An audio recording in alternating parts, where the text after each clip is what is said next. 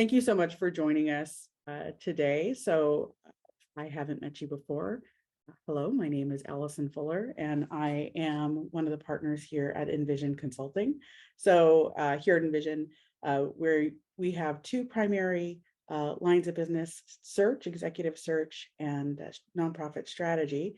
And our strategic work is really the heart of what we do here at Envision. And so the genius behind all of our strategic work is our Director of Strategy Services. That's Jennifer Lobenhofer, and she is going to lead us today on a keys to successful strategic planning. So thanks so much for joining us. Go ahead, Jennifer. Thank you, Allison. And see, that's what happens when you don't have notes. You loosely throw around words like genius, no pressure. But thank you. Hi, everybody. Thank you, as Allison said, thank you so much for being here. Delightful to see the response we've gotten. And folks, as folks are still coming into the waiting room and then we're able to let them in, what we'd like to ask is if you wouldn't mind just letting us know in the chat who you are, where you're coming from geographically, and also what organization you're here representing, if any, or whatever you feel comfortable sharing. Obviously, since we're recording, we understand if not everybody wants to be on camera. I just want to be really clear that we are recording this, and it will live on our website. So appreciate seeing the number of faces we already see this morning. It's great to see you all.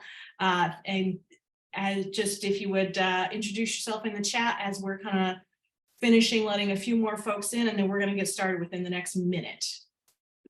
Okay, so I'm going to talk a little bit about kind of what strategic planning is, at least from the Envision perspective, and how we approach what our philosophy is in terms of strategic planning, and also what we think in this moment in 2023, given all of the change and upheaval and adaptation of the last 3 years now. Can't believe we're at 3 years since a seismic shift in kind of how we do things and think about things, especially in the nonprofit sector. What are some really key fundamental principles that you should be thinking about if you're considering embarking on a new strategic plan for your organization? So first thing I want to do is get a little bit, thank you all to those of you who have already put your information in the chat.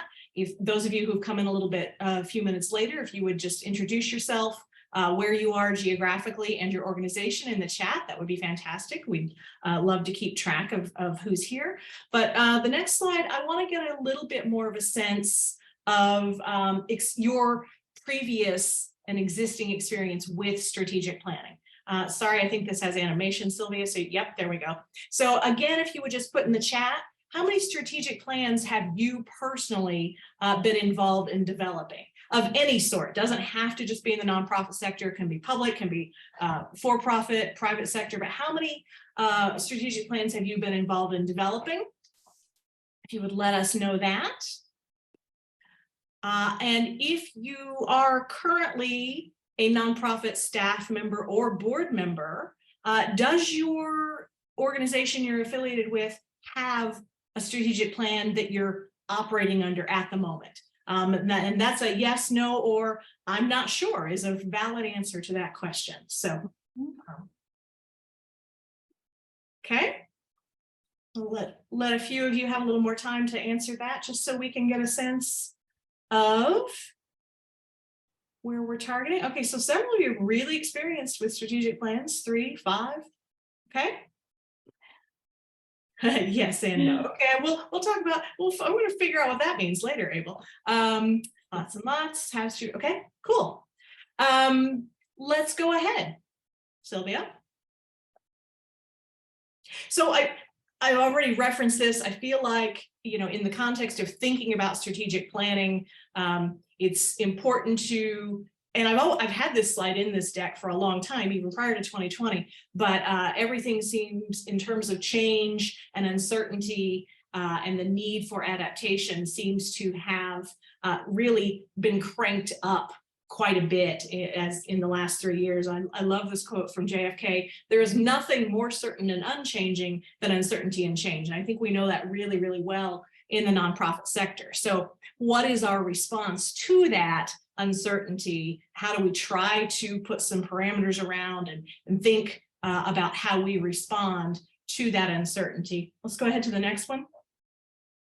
This is a very, very, very simplistic graphic, but the point of it is that strategic planning is part of a cycle of, when we are dealing with change and uncertainty, we need to be able to adapt. And to be able to adapt, we need to be able to do strategic thinking in order to be responsive. But to do strategic thinking, strategic planning for us, provides a framework in which to do strategic thinking. It's a process that helps bring ideas, bring information together in a way that we can process it and digest it and respond to it effectively.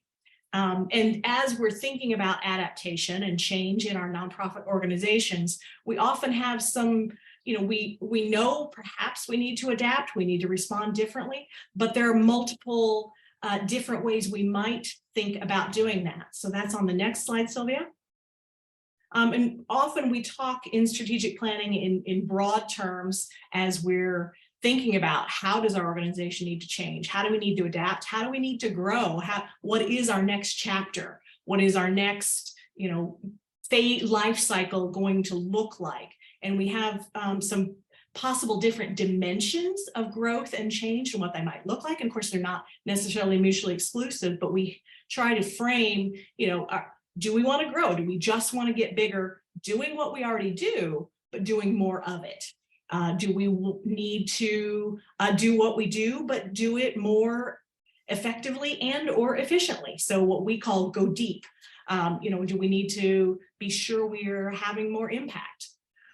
Do we want to do what we do, but reach to new target population? That might be in a geographic sense, or it might be in some other sort of underserved community kind of sense. So do we replicate what we do, but for different communities or populations? So go far, and or do we need to actually do something different to meet some changed needs or emergent needs in our community and with the community that we serve? How do we define that? How do we weave those together? How do we make those choices when we have limited resources, financially, staff-wise, time-wise? How do we find the right nexus of that for our organization to respond effectively? So again, strategic planning is a way to help untangle the knot of the possible choices that we might have. Okay, let's go ahead. Now, stepping back after a couple of, a little bit more busy graphics and visuals, I want to take a step back to the very, very most elementary, as represented by a chalkboard and chalk that I remember from when I was growing up in school, in elementary school, representation of what strategic planning is. At its very heart, strategic planning is a process by which an organization understands its current situation. So point A is where we're beginning this journey of strategic planning from, is point A. Then getting a clear shared understanding and vision of point B. Where do we want to be in 3 years, 4 years, 5 years, whatever period we've decided we're planning for. And then figuring out what is that straight line between those 2 points, right? The shortest distance between 2 points is a straight line. So we want to understand what point A is, both how we are doing as an organization and what's happening in the environment around us. We want to set that target destination, point B, and then we want to figure out the right way to draw that straight line between them. We get asked a lot, when should we embark on strategic planning? And there are some times when it really is the right moment. If you don't have a current strategic plan, has it been completed, even perhaps ahead of time? And so it's not really relevant anymore, not applicable anymore. Or has it just, the time has expired. And so it's time to reset, figure out the course for the next chapter. If you're under new leadership, so executive director, CEO, or if there's been a large turnover in your board, so that there are some different minds at the table, around the table, who can help contribute and want to help contribute to setting a new or adapted strategic direction. If your mission or vision have shifted, whether because of leadership or because of changes in the environment in the community that you serve. The external environment has created big changes for your cause, or perhaps brought changes or unrealized concerns or needs to the fore, as we have seen in the last couple of years in the COVID era. Has your organization significantly grown or significantly shrunk in terms of staff and financial resources? Do you lack a clear direction? Just kind of maybe, running in place, treading water? Do we know what we want to be when we grow up, so to speak? Do we know, what we're moving toward? And we do want to make sure that there is no immediate crisis consuming the time and energy of the board and executive director. You don't want to embark on a strategic planning process if you're not going to make payroll for the next 3 months. You don't want to embark on a strategic planning process if you don't have a strong board in place, if there are a lot of empty seats at the table, or if you're in transition with an executive director.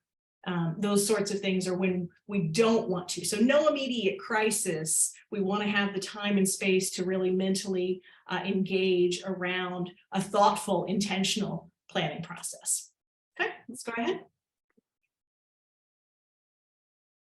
So I want to talk about what we as a firm have observed in the dozens of strategic plans we have been involved, had the pleasure and the honor of being involved with helping to facilitate. And what I have come to conclude are the 6 key principles. I'm going to stick with P for planning. 6 key principles, the 6 Ps of what a good strategic plan is. And if you're missing any one of these, your plan may or may not be strategic. And in some cases, it might not even be a plan. It might. So we want to just enforce what kind of these key underlying fundamental principles of good strategic planning are from our perspective. So I'm going to walk through them one by one. And yeah, we'll just go ahead and do that. Process. We want to know that there is a defined process for getting from the moment of, hey, let's do a new strategic plan, to actually having the plan ready to go. In other words, we're talking, I'm going to really overdo it on the P's here, but you want a plan for your plan.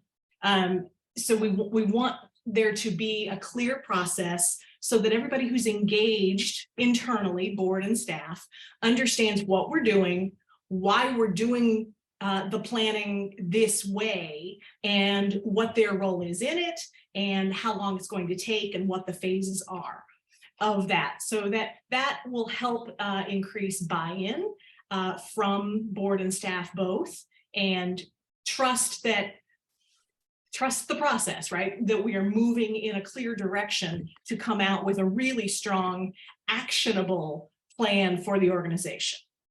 Okay. Participation is really, really key.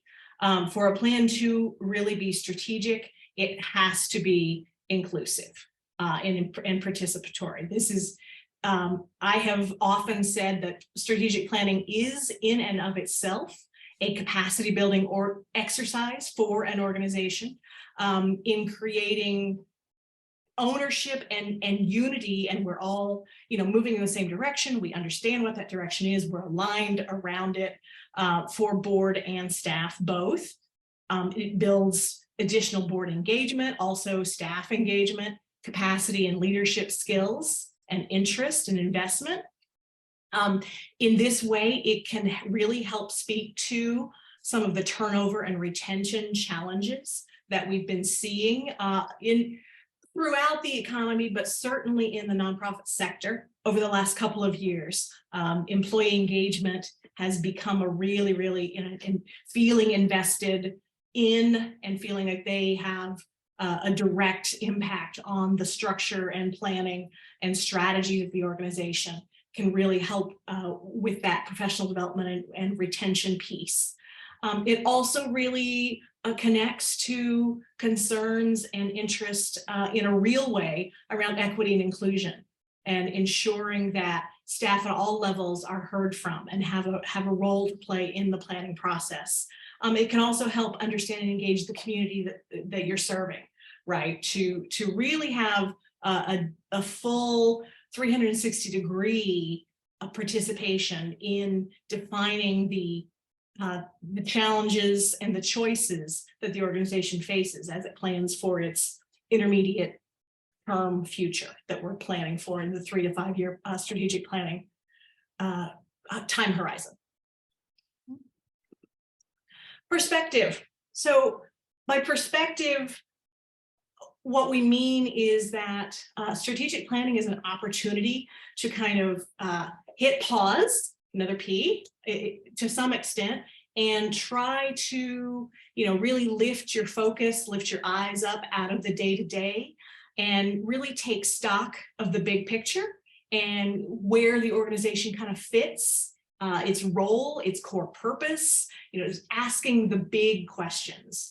Do we have an organizational vision, the big picture, long-term blue sky vision for if we are successful in an ultimate sort of way, what does that look like? If so, is it still valid? Is our mission statement still valid and appropriate for the moment in which we're living and working, for the shape our organization takes at this point? And this is where we focus on the idea that planning really is future oriented. I referenced that's in its simplest form, it's point A, point B, and the shortest line between them. So we really want to focus on setting that point B. What do we want to be? What do we want to look like? What does success look like in this 3 to 5 year time frame? And then figure out what we need to do to get there, as opposed to, okay, what should we do? We really want to be sure there's the to what end. What are the goals we're striving to achieve with the strategies that we are pursuing, and that make sure they are linked to that desired future state. So lifting the perspective to a bigger picture. So that's using the telescope. The next one is actually, we also need to use the microscope at the same time in part of the strategic planning process. So we probing, and by this we really mean data-driven and informed strategic planning process. So we want to get a really clear understanding, comprehensive understanding of our current situation, and we mean that both in terms of the internal, we're doing a SWOT analysis here, right? This is not anything super new, or SWOC, as I actually prefer. So being honest about where our strengths are, what are the assets we should be leveraging, what are comparative advantages, and what are our weaknesses, where are our gaps? Do they create opportunities for us, or do they limit those opportunities? And we also, that's thinking about, if we're using the metaphor of strategic planning is setting a destination, we're going to go on a journey. First, we really need to understand where we're starting from. And the internal piece, the strengths and weaknesses, are kind of the roadworthiness, or the capacity of the vehicle in which we're traveling, whatever that mode of transportation is. And then we also need to understand the external environment, right? What are the trends in a technological, social, economic, political kind of way that have an impact on our ability to control and plan for our future? So we're checking out the vehicle, but we're also checking the weather conditions and the traffic conditions and the road construction conditions on our route that we're about to embark on this journey to point B, the desired destination. Okay. Priorities. So again, largely because planning has that future orientation of what is that desired destination we want to get to, that short-term, intermediate-term vision that we pull goals out of.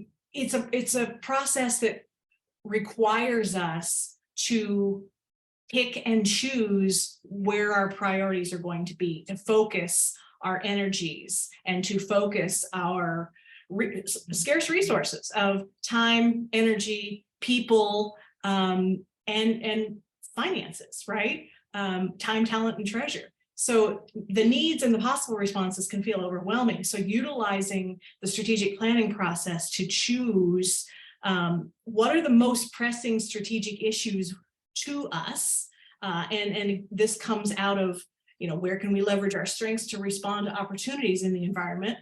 Where can we correct weaknesses to respond to opportunities in the environment? So that we can actually prioritize, and when other opportunities come up, we know what makes sense, or other challenges come up, we are focused on this is the piece of that big picture vision and mission we are really needing to focus on for the next 3, 4, or 5 years. And performance. So it's really, really, really, really crucial to make sure you carry the strategic planning process all the way through to an action plan, and an action plan that builds in accountability and opportunities for check-in and monitoring and feedback and adaptation. Too often we've worked with organizations who set perhaps a 3-year vision, and then these are the goals, and then we're done. Goals aren't a plan, and a plan is not goals. A plan has to have actionable strategies attached to it. And even with our strategic planning process, we support organizations in going beyond just even goals and objectives and strategies to really, okay, in each year of this plan, what are our benchmarks? What are our key activities for each strategy? What are the metrics and the milestones we need to hit in each year to be sure that we are making progress? And at some point, do we need to, adapt to, because maybe we set things a little bit too ambitiously, or something else has come along to throw us off track a little bit. So, but instead of throwing the plan out, let's just track and monitor and track where we are and see how we might need to adapt and update. Oops. Okay. Sorry about that.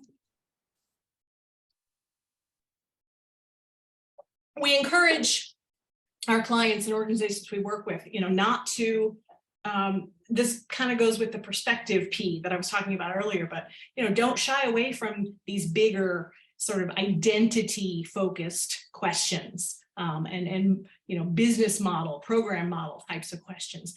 Does our mission still make sense? Do we have a clear long-term vision that we all understand? What are we doing here? What is our purpose? What are we really about in a grander vision sort of way? Are we working according to our expressed values? I didn't mention, but one of the key things we do in our strategic planning processes and advocate is to ensure that an organization has not only a strong and clear and appropriate and timely mission statement and long-term vision statement, but also a core value statement as really sort of the third leg of that foundational stool. That the mission is what we do, and the vision is why we do it in a really broad sort of way, and the values are how we approach our work and how we relate to our community, and also how we relate to each other within the organization, how we treat each other, and the assumptions that we make, and the principles by which we govern those relationships and interactions. So our mission, vision, and values all working together. Are the programs we're doing really appropriately aligned with our mission and our vision and our values and our core purpose? Do our programs still serve our community's needs? Are our programs impactful? Do they actually generate the change that we hope for? Let's go ahead, Sylvia. And approaching, I mentioned the first P was process, and being clear at the outset about what is or isn't on the table in terms of options. How open are we to some really pretty big fundamental changes in this plan? Are we open to changing what our program model is, doing something different, doing the same, but doing it better in some way, more efficiently? Are we open to scaling up? Are there things that are important that are off the table, or is the idea of perhaps changing kind of that fundamental program piece up for discussion? Are we open to, or do we need to change our revenue model in some way? And by model, we mean the proportion of your revenue and annual funding that comes from individual donors, as opposed to perhaps government contracts, as opposed to foundation grants. What's our model currently? Does it apply constraints to us? Are there opportunities to change it in ways that might give us more flexibility, more sustainability? And are we open to restructuring of some sort? We've seen a fair amount of interest in this over the last few years. We know that a lot of organizations are in transition, born partly of the pandemic and other related economic changes and uncertainties, and also as a number of executive directors and CEOs are reaching, their boomer age, and a lot of folks are thinking about retiring. Founders thinking about retiring or transitioning to a different role, and that's not the only reason. But are we open to thinking about some sort of strategic restructuring, a partnership, transferring a program out of our organization to another organization that maybe it fits better for, any type of sustained collaboration? Some of these might be a little bit repetitive because I've got ahead of myself and said some things, but some things we have seen, we've seen a real return to interest in strategic planning, let's say in the last 6 months or so. I think we're all kind of feeling a little bit like we can move out of crisis mode, and that need for immediate agility and responsiveness. So okay, maybe we can feel like we really have hit that new normal. And so we can think again about planning for a 3 to 5 year time frame. And here are the things we are seeing coming up in the kind of bubbling up as important things to deal with in the strategic plans we've been involved with and facilitating in the last year, 6 months or year. Organizational culture has become incredibly important to address. I referenced earlier some of the challenges with turnover and retention in the nonprofit sector. We're seeing a lot of it with clients that we work with. And so talking about what does staff development mean? What does staff development look like? What does employee engagement mean? What does it look like? What kind of professional development? What kind of total compensation benefits? What kind of culture do we create in terms of collaboration, inclusion? And this is certainly related to, but also not limited to, a meaningful understanding of your organization's approach to and commitment to, demonstrated commitment to diversity, equity, inclusion efforts. I referenced on the last slide the leadership transition.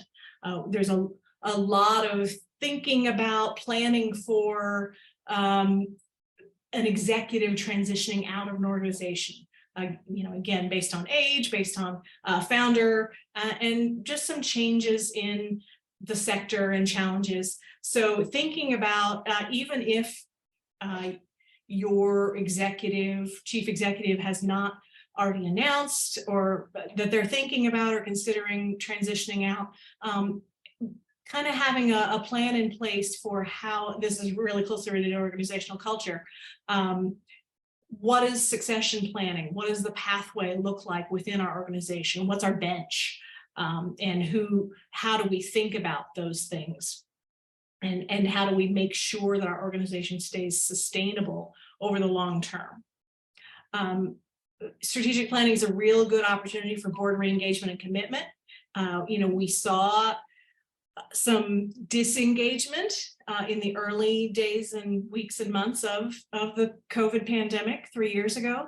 Strategic planning is a great way to bring folks back to the table. It's a great way to bring some new, perhaps more diverse faces around the board table, really help them commit and connect and engage with the organization in a thoughtful and strategic way. It's a great place to allow those perspectives to be integrated into the organization, which creates important ownership. Using organizational life cycle analysis, and this is something we can help bring to a strategic planning process, thinking about where the organization is in terms of whether it's fairly new and young and still has a working board, or transition to that governing board, or even beyond, kind of what the organization's, if it's in a sort of an infant transitioning to toddlerhood, or toddlerhood to adolescence, or whatever it might be, we can help think about the options that might need to be on the table, or pieces of structure, of operations, of HR, of finance, of fundraising, and board governance that should be on the radar or amped up appropriately based on where the organization is in terms of its life cycle. And finally, employing scenario planning in financial analysis, that kind of, when we're talking about what's the revenue model, what's the scalability of the organization, we have to talk about the scalability of revenue and sustainability almost always, right? So what's the worst case scenario, what's the best case scenario, what's the middle case scenario in terms of what we think we could expect in growing and or diversifying revenue expectations, and bring that into the conversation around strategic planning as well. So I don't want to spend a lot of time on this, but I do want to just, we see strategic planning here at Envision. Obviously, it's one of our key lines of business.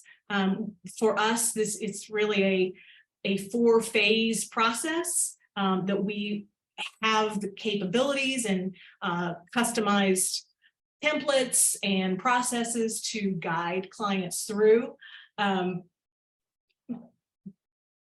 And these, are sort of fairly distinct, but also modular and stackable chunks of work, so to speak. So our strategic planning process, the full soup to nuts 4-phase strategic planning process is, a 4 to 6 month kind of engagement.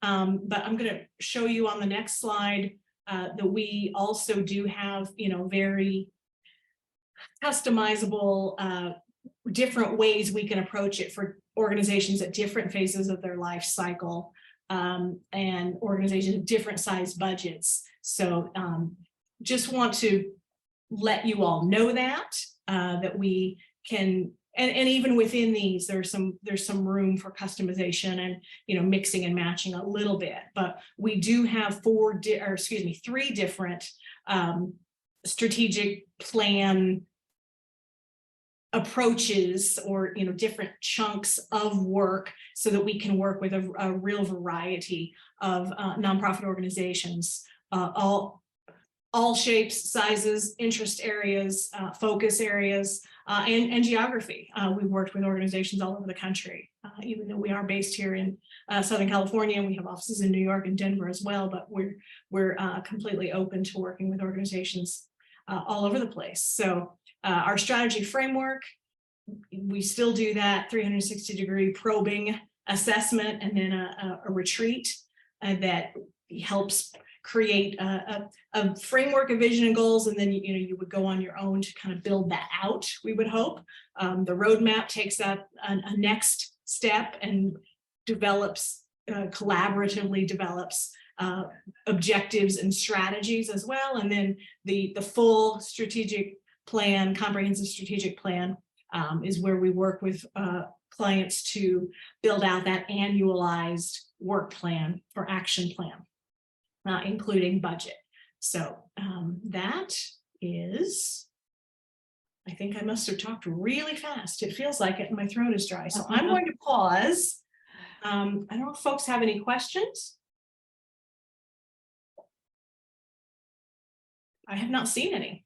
No, and if folks want more detailed information about our strategic planning services, that is Jennifer's email there and phone number. You can always visit our website, envisionnonprofit.com. And we would love your questions. I'm going to stop sharing just a sec here. If you have any questions.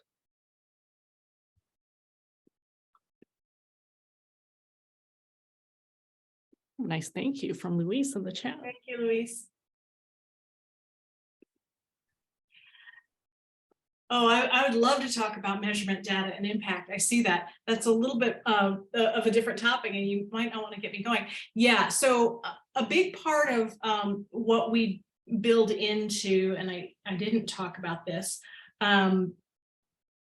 for me, measurement and evaluation are really the other side of the coin of planning, right? So what we do in terms of strategic planning is, as I mentioned, within that fourth phase, that operationalized phase of strategic planning, we work with clients to set really clear quantifiable metrics for what does it look like to successfully execute and implement this strategy for each of the goals, which are usually, somewhere between 3 and 5 goals for a strategic plan.